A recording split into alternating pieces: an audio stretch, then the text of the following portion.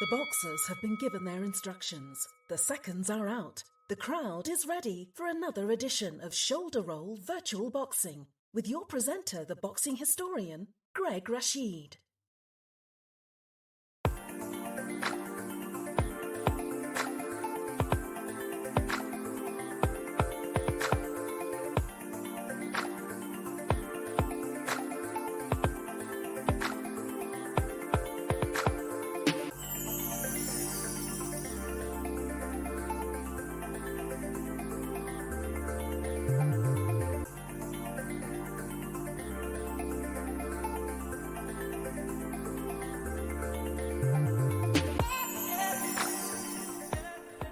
Well, I want to say Swati Cup to everyone out there. This is Greg Rashid, your presenter for another edition of the Shoulder Roll Virtual Boxing Podcast.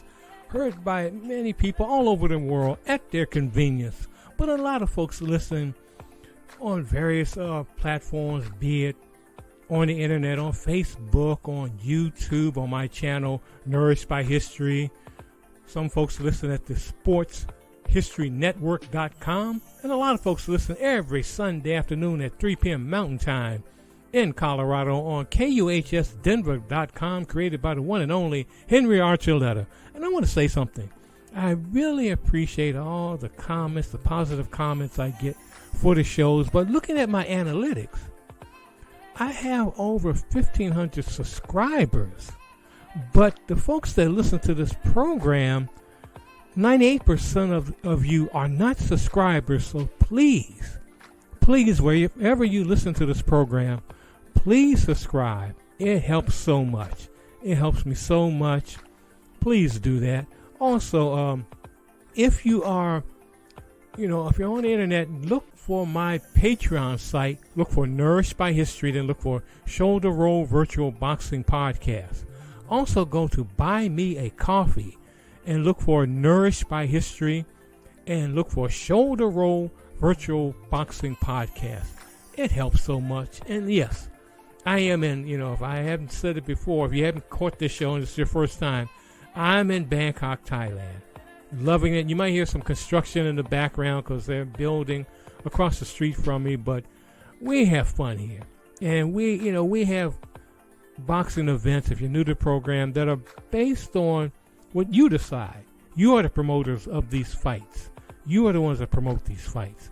And if you want to be a promoter, just go to any venue that you listen to and drop me a line saying, I want to see, I wonder what would happen if Muhammad Ali fought Mike Tyson, or what would happen if Joe Louis fought Rocky Marciano in their prime.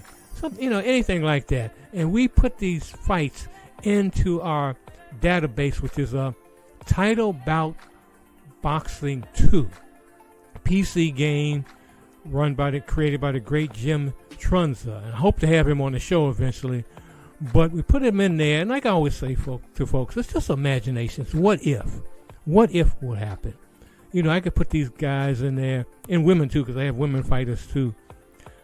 Put them in 1,000 times. It could be 50-50 as far as who wins and who loses. But it's just fun. Because I know a lot of you're listening to the program, you're a boxing enthusiast. You sit around with your buddies, with yourself, and saying, I wonder what would happen if these fighters got together. So that's what we do on this program. And today, our fighters are going to be in the light heavyweight division. It's going to be Roy Jones Jr. versus Matthew Saad Muhammad. And that should be an excellent fight. And it's going to be at the Blue Horizon. So we're going to just sit back, use your imagination, get your favorite beverage, sit back, and just enjoy the theater of the mind as we get to the fight. Roy Jones Jr. versus Matthew Saad Muhammad. And our commentator, as always, is Shoulder Roll Steve, live from the Blue Horizon. So let's get to the fight right now on the Shoulder Roll Virtual Boxing Podcast. I'm your presenter, Greg Rashid. Welcome to the historic Blue Horizon in Philadelphia, where we will witness a light heavyweight bout between Roy Jones Jr. versus hometown favorite Matthew Saad Muhammad. 1,380 boxing fans have crammed into this arena. The Blue Horizon was voted the #1 boxing venue in the world by Ring Magazine. My press seat is in the balcony, overlooking the mat. The bout will be on the 5 points must system. The judges are Guy Jutras, Ricardo Duncan, and Dalby Shirley. The man in charge will be your referee, Stanley Christodoulou. Roy Jones Jr. comes into this bout as the heavy betting favorite. Jones is so sure of winning that he spent the afternoon playing basketball on an outdoor court near the Blue Horizon. Jones said at the press conference that he considers this fight to be an easy sparring session. We shall see as the bell has sounded for round 1. Muhammad comes out to ring center and immediately clinches Jones Jr. On the break, Muhammad hits Jones Jr. with his right elbow to the forehead, causing the referee to admonish him. I think Muhammad is upset about all the hype Jones Jr. has received for this fight. Muhammad pushes Jones Jr. into the neutral corner and lands a 2-point left hook on the belt line. Jones Jr. has his hands at his sides. He is daring Muhammad to hit him. Wow. Out of nowhere, Jones Jr. lands a right uppercut for 5 points. Jones Jr. has some of the fastest hands in the division. Muhammad's knees buckled on that shot. Jones Jr. follows with a left hook for 5 points. Muhammad staggers back into the ropes. He looks like he is out on his feet. The hometown crowd is stunned by what is going on. Their boy is in danger of being an early knockout victim. Muhammad bounces off the ropes and lands a 3-point right cross, followed by a 2-point combination. Maybe Muhammad was playing possum to outfox Jones Jr. Looking up at the ring telescreen, I can see that exchange of punches has produced a major swelling under Jones's left eye. He dances away from Muhammad, pawing at his left eye. Jones Jr. moves forward and lands a 3-point right cross. Jones Jr. has cut off the ring and pinned Muhammad in the left neutral corner. Jones Jr. lands a 3-point left hook, followed by a partially blocked left uppercut for 1 point. The fighters are toe-to-toe. Muhammad lands a 5-point left cross. Jones Jr. did a funny dip that looked like he was getting ready to fall on the mat. Muhammad leaps in with a 2-point right uppercut. Jones Jr. is serious trouble. The bell sounds, ending round 1. Jones Jr. legs look a little rubbery as he walks back to his corner. The crowd is on its feet, giving their hometown favorite, Muhammad, an ovation. In the first round, Muhammad scored 14 points, while Jones Jr. had 17 points. Jones Jr. may have won the round, but if it had lasted 30 more seconds, Jones Jr. would have been knocked out. The bell has sounded for round 2. The fighters meet at ring center. Jones Jr. lands a 3-point combination, a 2-point right uppercut, and another combination. Jones's hand speed is something special. Muhammad counters with a 4-point left hook to the gut. He misses with a follow-up left uppercut. Jones Jr. counters with a 3-point left hook. Muhammad misses with a right cross. Jones Jr. counters with a 2-point left uppercut. Muhammad times a perfect right hook to the head for 6 points that knocks Jones Jr. down. Jones Jr. gets back to his feet at the count of 5. The ref is asking Jones Jr. if he wants to continue. He nods yes. That punch caused a serious swelling under his right eye. Jones Jr. now has to contend with damage under both eyes. Muhammad pounces on Jones Jr. and lands a 2-point left cross below the left eye, followed by a 2-point left hook to the stomach. Muhammad lands a crushing combination that knocks down Roy Jones Jr. for the second time in the round. Jones Jr. bounces up at the count of 1, claiming he slipped. But he was definitely he by that combo. That was 6 points for Muhammad. Muhammad steps to Jones Jr. and lands a crossing right hook that knocks Jones Jr. down again. Jones Jr. bounces back up, but it doesn't matter. The 3 knockdown rule is in effect for this fight. Stanley Christodoulou calls a halt to this fight at the time of 2:59 of round 2. The winner by technical knockout is the hometown hero, Matthew Saad Muhammad. The crowd is going nuts. Some fans at ringside are jumping into the ring to congratulate Muhammad. They are lifting him on their shoulders and parading him around the arena. Where are the police? Oh wait, the police are helping the fans parade Muhammad around the arena. I guess the cops had money on Muhammad. Only in Philly. This fight was brief, but exciting. Let me now return to our Bangkok studio. This is Shoulder Roll Steve from the Blue Horizon in Philly.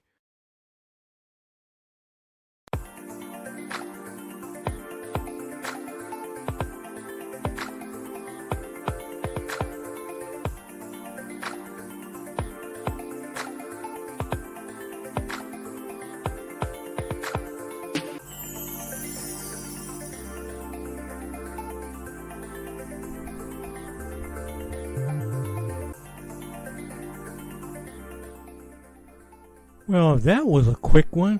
It's kind of unexpected because a lot of people on the web, especially the boxing enthusiasts on some of the boxing channels I support and all, they were saying an easy win for Roy Jones Jr., so that was a shock. That was a shock. Maybe I'll rematch them sometime in the future, but, you got to keep in mind, as a light heavyweight, Roy Jones, he was good, but he wasn't like he was when he was middleweight. When he was middleweight, light middleweight, he was something. And when he was light heavyweight, that's when he began to be exposed as far as having a weak chin. Glenn Johnson, Antonio Tarver, they exposed him. Because eventually, his skills were not at the level they were when he was the middleweight champion. The hand speed was there, but you can't keep your hand. If you lose your reflexes, you can't keep your hands down at your sides forever. You can't do that. And that's what Roy was doing. And he got clocked in those fights, and he got clocked in this fight. And Matthew Saad Muhammad, there are a couple of books out, by the way, that have been printed in the last couple of years about Matthew Saad Muhammad. And I would suggest that you check them out. In fact, I'm going to have one of the authors of the books to appear on this program eventually, because his story, Matthew Saad Muhammad's story is amazing. It's something. It is, it's a sad story in one sense, but it was a success for a while. Interesting. Just a interesting fighter. Somebody that's really may have been forgotten by boxing fans now. But look on, if you don't know about Matthew Saad Muhammad, look at his fights on YouTube. He was a true fighter. Philadelphia fighter. Just amazing. So I hope you enjoyed that fight. It was brief. And because of that, Shoulder Roll Steve he went to another venue a couple of weeks ago. We didn't put that fight on here, but I decided I'm going to put it on because this one was so brief. What I'm talking about, Shoulder Roll Steve went to the Boston Garden. And there he commentated on the fight between Floyd Patterson versus Rocky Marciano. And I know you're all saying right now, ain't no way Floyd has a chance against Rocky. Well, you never know. Like I always say, you put these fights in, you never know what's going to happen. So after we do this commercial, we're going to get to that fight, Marciano versus Patterson, on the Shoulder Roll Virtual Boxing Podcast. And I'm your presenter, Greg Rashid.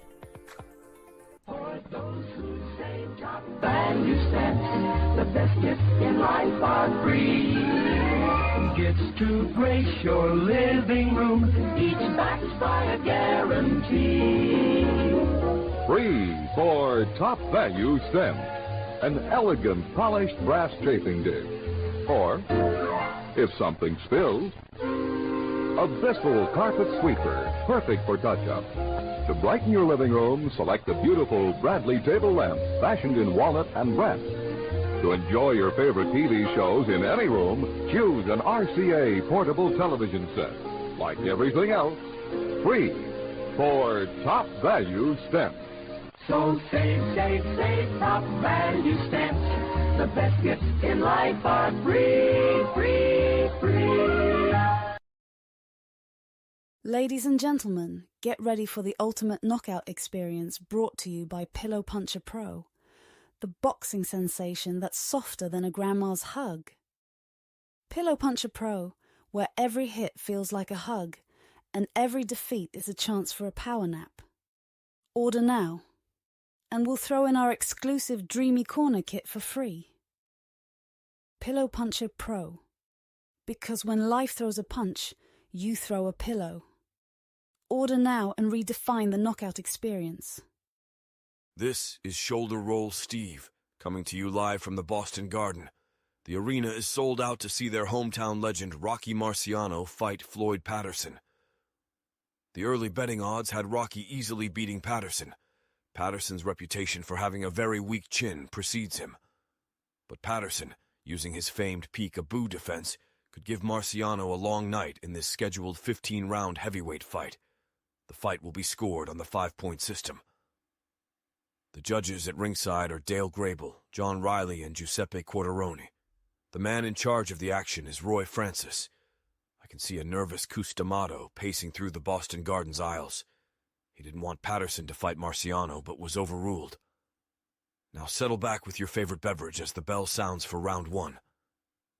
Marciano comes out and lands a left cross for 5 points that buckled Patterson's knees. Floyd may be put to sleep early. Patterson comes out of his peek-a-boo stance and lands a 3-point combination, followed by a 3-point left cross. He's standing toe-to-toe with The Rock. Floyd Patterson lands a 3-point cross. Marciano misses with a right hook. Marciano is moving about the ring, trying to establish position. Marciano has cut off the ring and pinned Floyd Patterson in far corner. Patterson dances away before Marciano can load up another shot. The fighters are at ring center. A Marciano right hook whizzes past Patterson's head. Patterson misses with a counter left jab. Patterson misses with a leaping right uppercut.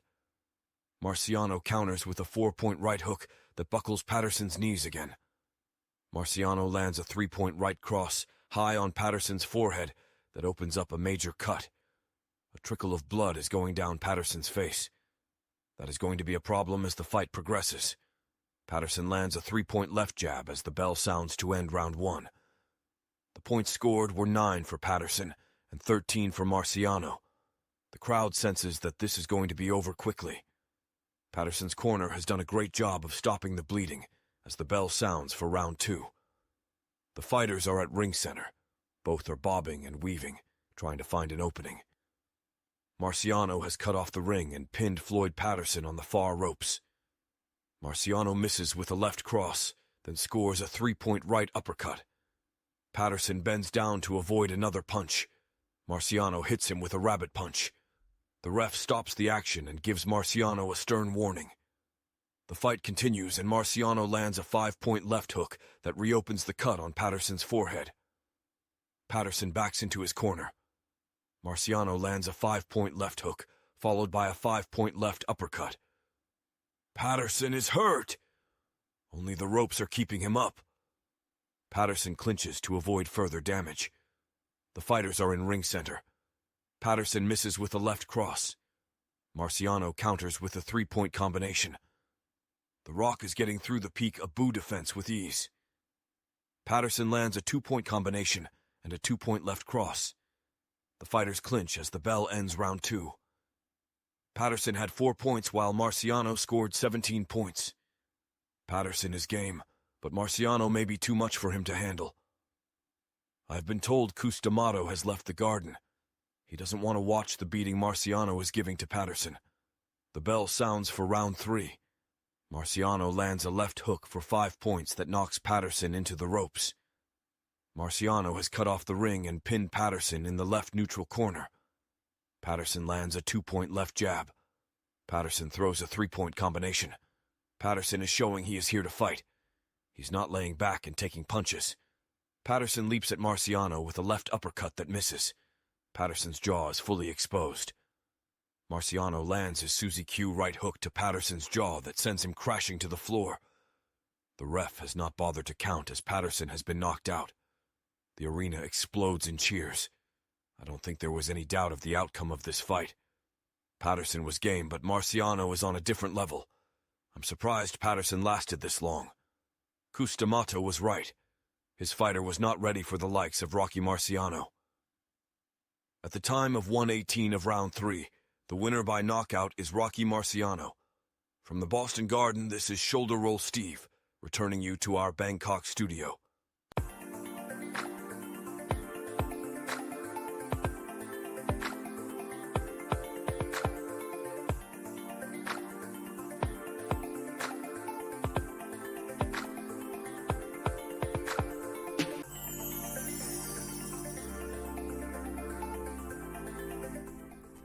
And as they say, another quickie there. But that was kind of expected.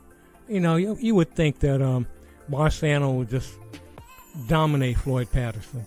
Even, you know, and you got to keep in mind the fights we put in here. You put the fighters in at their peak. And a young Floyd Patterson, if he had fought Marciano, you know, before, you know, if Marciano decided after the Archie Moore fight that he wanted to continue fighting, Patterson would have been in line to fight him next. And even though Patterson was fast, and Patterson, as I always tell folks, was my first sports hero, I don't think he could have lasted against Rocky Marciano. Patterson would probably cut up Marciano because he was so fast. And he hit hard. He could hit, but he would expose himself when he would do his leaping punches and all. And I think Marciano would eventually just catch him and knock him out. You know, knock him and drop him. But I hope you enjoyed that fight as well as the first fight, Matthew Saad Muhammad and Roy Jones Jr. And as I always tell folks, if you want to promote a fight, just give me a shout out on Facebook, on the Nourished by History YouTube channel, on the SportsHistoryNetwork.com channel, wherever you hear these programs. Just leave a comment, as a lot of people do, and say, yeah, I want to see these two guys and these two women fight. And I have to say that I don't, except for Anthony Joshua, Tyson Fury, Devin Haney, and a couple other fighters, and some women, and a lot of women fighters. I have a lot of the current women fighters. I don't have a lot of the new fighters. So if you want to pick a fighter to match, pick two fighters to match, please go from 2010 on back. That would be the best thing to do. And that, you know, and these fights are a lot of fun. As people have been saying to me, they are a lot of fun to do, and they're a lot of fun to broadcast. And I hope you enjoy them. And again, please subscribe to the network, the Nourished by History Network on YouTube, my channel, Nourished by History. Please subscribe. Please do that. Become a Patreon. Become a Buy Me a Coffee member. Whatever you do, even if you donate $100. Yeah, I like that, but $1 a month. $1 a month, because it keeps the lights on. I'll be able to get a better microphone. I had a decent microphone, and I've been trying to fix it, but I'm using a sub mic right now. But just whatever you can do.